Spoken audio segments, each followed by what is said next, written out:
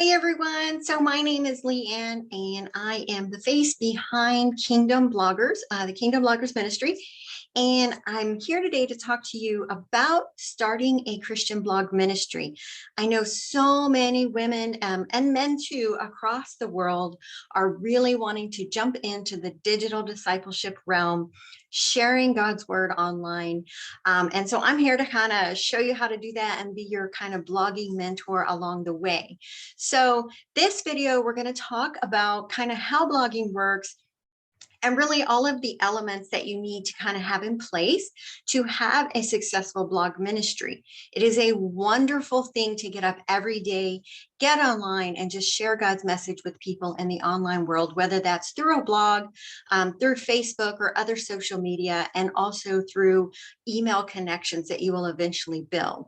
So today I'm going to give you some very specific things that you want to kind of keep in mind as you're beginning to go on this journey. It's not as simple as just throwing your website together and writing. Like back in the day, you could kind of do that, but blogging is really something that's more refined these days. And you kind of have to understand the ins and outs of how search engines like Google and Yahoo and Bing and all of those truly work, so that when you are writing your content and publishing out on your website, that it's actually going to be found by the people who need to hear that message, who will ultimately become your audience, right? Okay, so number one, the first thing before starting your blog, your Christian blog, that you want to do is identify the purpose. Like, what is the purpose of your ministry? Every website out there that really does well has a purpose. And I say that because you can't just kind of create this website and write about whatever you want. I mean, you totally can, but it's not really going to do very well, right? Any business plan. So if you think of this as a business, even if you're not going to monetize, you have to define the purpose. So a purpose could be teaching people about the Bible, teaching people who maybe are new believers, or maybe people who are on the fence about becoming a Christian, kind of dumb it down, Jesus for dummies, the Bible for dummies. So it's like basic Bible study for beginners. That's a purpose.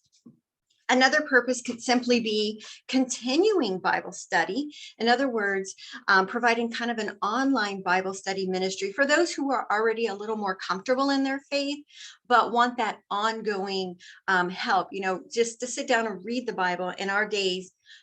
Today it's very hard to stay focused, especially for younger people. If you've been reading the Bible your whole life, it's a little easier, but for those that have grown up in today's culture with the social media and, everything's just so fast, it's really hard to stay focused when you're just reading. And so an online ministry can really kind of take it to another level. And I have a whole nother set of videos that kind of talk about how to do that. Another purpose could maybe be helping young moms, young Christian moms even, manage their home, get a little more Jesus in their day, but also raising, a godly generation, like raising their children up to be Jesus lovers, right? You could have a ministry that is faith-based, but talks about other real world kind of things like home organization and productivity with a little bit of Jesus. So you could your purpose could be strictly Jesus all day, like literally providing biblical content.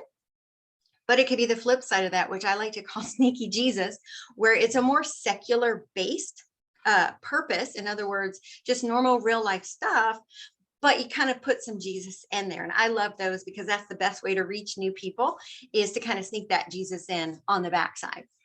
And so that's number one, purpose. Number two, you need to define your audience, right? You can't just write about anything and everything and say, I want to reach all people and share God with everyone.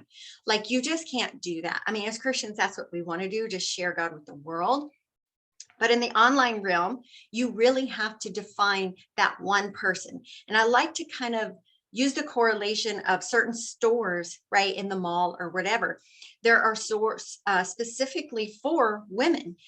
We'll talk about lingerie stores, right? Or Christian blog here talking about underwear, but it's a real good visual that you can understand. So you have Victoria's Secret, And then you have another store, say called Soma. At least we have that here where I live. And so we all know what Victoria's Secret is, right? It's their market, their target audience is people looking for the sexy underwear, right? Like the real women, feminine stuff. And so that is who they're trying to target. They're not trying to target, say, Walmart type underwear. That's the best way I could say it. They're not trying to target men. It's women wanting to be feminine. On the flip side, oh, and just to put this out there, Victoria's Secret targets women with a certain body type, right? The kind of skinnier that can fit into those things. And so across the hall in my mall, we have a store called Soma. And Soma is a very nice a lingerie. So it's underwear and bras and nightgowns. But it's more for the real woman. In other words, the full figured woman, the woman who doesn't fit the model look, right? That really doesn't fit into the stuff in Victoria's Secret, real women. And so it's real nice, it's beautiful, but the target market is not the real, size 0 or size 2 size woman. It's for the full figured, bigger woman, if you will. And so their target audiences, they don't try to appease everyone. They create a very specific product line, and that's the customer they're trying to bring into the store, right? And so you have to think of your blog in the same way. You have to have a defined audience. Now, again, I mentioned that in the previous one. It could be the new believer, I'm on the fence about becoming a believer. So all those questions that maybe they have, trying to help them understand the Bible from a very newbie perspective. Your target audience could be lifelong Christians who are just trying to continue on with their regular Bible study. You could have the audience of the young mother, right? Whether it's mothers of, say, newborns, mothers of toddlers, mothers of teenagers, or even maybe you're a mom, but all your kids are grown. Working women, and I keep saying women just because most of my audience tends to be women, but even men, you could be trying to help men learn the Bible. So and we'll talk more about how to define the audience and what elements make it a really good blog specific to that audience in another video. But your target audience is very, very important. Number 3, you want to research your audience's search habits, right? Don't think you know what everyone needs as far as your audience. Like, I'm a mom, so I know what moms need. You can't approach it from a me perspective. You have to actually get in there and research what they are searching for online. Fortunately, there's some really great tools such as Keywords Everywhere that make it super easy for you to research people's online search habits. Like literally, what are they going to that Google or Yahoo box and searching for as it applies to what you're trying to write about? That is probably, I would say, the most crucial part of preparing to create an actual successful blog ministry, a Christian blog ministry. Like, you can have the audience defined and all of that, but if you don't do the research to know what they truly want, and you approach it from this is what I'm going to write about because I think I know what they want, it's just not going to work out very well in the end, right? So number 4, content. You have to learn and understand SEO. SEO is search engine optimization, and it sounds like a really technical, scary word, but I promise you, it is so, so easy. And it goes back to that research using those keyword tools. If you don't write content, number 1, that people are looking for, and you don't write it in a way that Google understands, your content will never make it to page 1 search results. And also on that, if people aren't searching for it, they're also never going to find it. So it's very important to keep that in mind. You can't just create a blog and write about whatever you want. You have to write about the things that people are actually searching for online. Number 5, this is really important too. This is not an overnight success story, right? Slow and steady growth is how you win this game. I say win this game, like how you build a successful ministry. You hear these stories all the time about how I got 10,000 views overnight or all these subscribers. That's really, a lot of that's not true, and it's overinflated. Sometimes, yes, it does happen, but that's kind of the exception, not the norm. And so understanding you have to do the work on the front end to reap the results on the other end. And so you may go 6 months to a year without really seeing much in the way of fruit coming from all your efforts. But if you continue on continue following the formula, you will eventually see that. And that slow growth prepares you for the abundant blessings that are going to come. And I have a whole nother video to talk about that. But if you get all that like growth overnight, you're not prepared for it. You're not prepared to nurture it properly. And the worst thing, you hear that with churches where they just grow overnight and then they don't have enough volunteers to help with, the amount of people coming in the door and all those things. And then people are left with a bad taste in their mouth because the church, this and that, people are like that, right? Even as Christians. So prepare yourself for the abundant growth that's going to happen by just accepting that slow and steady growth over the course of it. So number 6, and this is so kind of beyond the blog, right? When we start our blogs, we always hear you got to have social media, you got to have an email list, you got to have all the things. You don't need all the things. I'm just telling you that right now. If you focus on just building your blog first, like for a year, and don't even worry about social media, don't even worry about your email list, it will be better off in the long run, and you will see much higher growth. And again, you'll be more prepared for it. And so your online presence, that's creating a Facebook presence or any other, Twitter, we have TikTok now, even YouTube and all these other things. Don't try to do those all at once.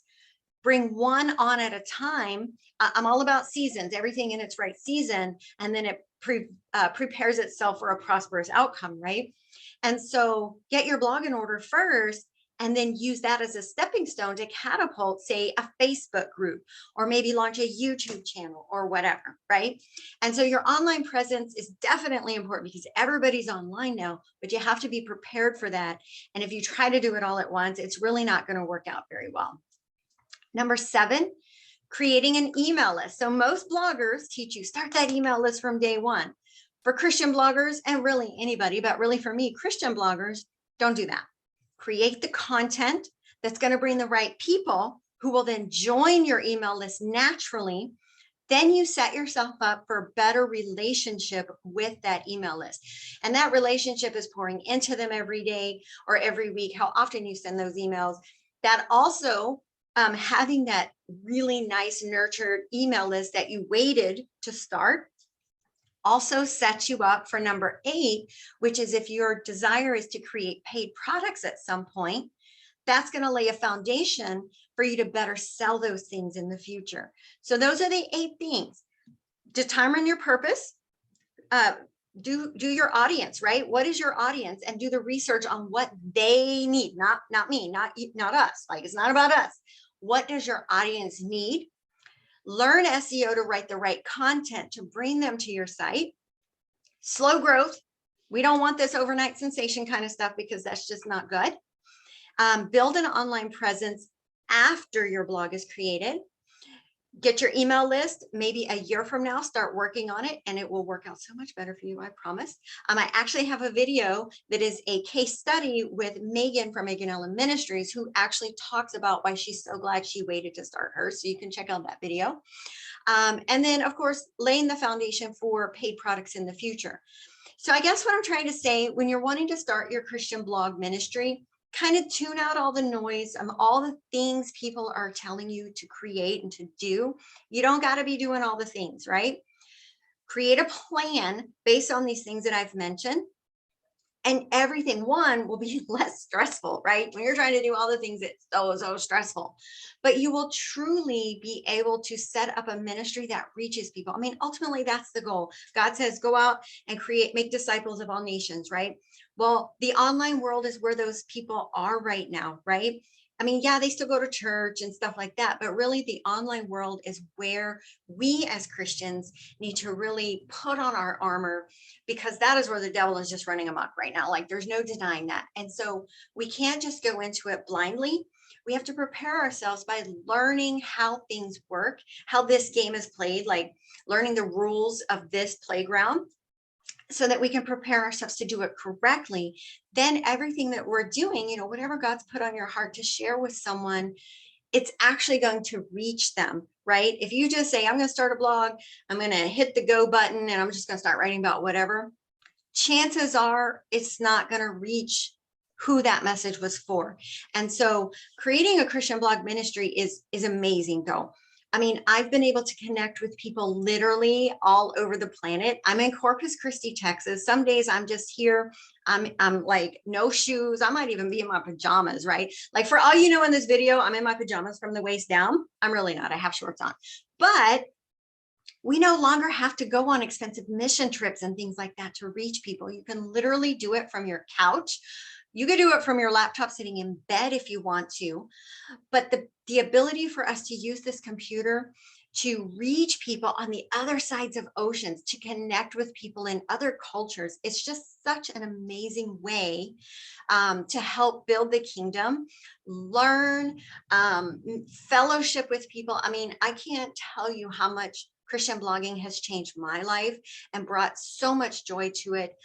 Even through COVID and all the bad things that have been going on in the world in the last couple of years, my blog ministry is always there. And God is always showing me new ways to reach people with the message that they need to hear based on what's going on in the world right now. And let's be honest, it seems like the world's falling apart, right? And so people need that message of encouragement. They need this information. But even though you may have it, you have to learn how to get it out there in the right way. And starting your Christian blog from the ground up is definitely going to help you do that. So anyway, I have a whole nother video series with all the actual steps, like the technical stuff. You can also visit our blog at Kingdom Bloggers. Just click on the blogging tips tab. Tons of tutorials there to help you get started. And you can always reach out to me directly. I just love helping people start this journey because it has changed my life so much. So if you have any questions, just drop them in the comments below, and let's go out and make disciples, everyone. God bless.